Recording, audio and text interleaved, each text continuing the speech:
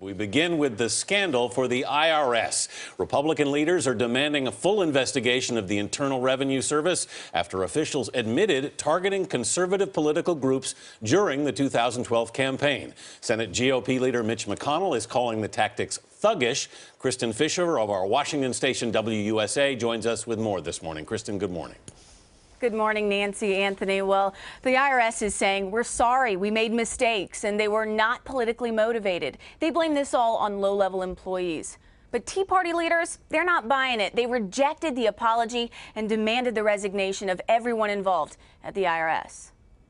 About 75 groups were flagged by the IRS for further review for one reason. Their applications for tax-exempt status contain the words Tea Party or Patriot. It's disgusting and it's disturbing. It's an abuse of power. Jenny Beth Martin is the founder of one of those groups, the Tea Party Patriots. They applied for tax-exempt status 4 years ago, and to this day, they've received no reply from the IRS.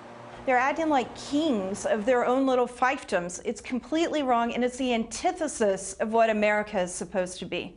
The IRS said Friday it was in no way due to any political or partisan rationale, that the groups were targeted because of an influx of applicants for tax-exempt status, which doubled over the last 2 years.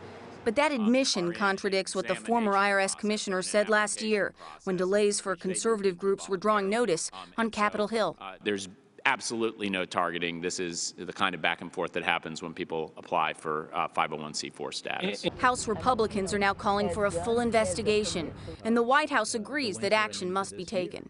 It certainly does seem to be, based on what we've seen, to be inappropriate action that we would want to see thoroughly investigated. In a conference call Friday, an IRS official said they fixed the problem.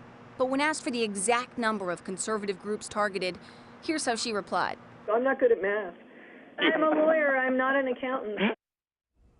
Now, that same IRS official was repeatedly asked when these mistakes were brought to her attention. She wouldn't say, nor would she comment on whether or not the employees responsible would be disciplined.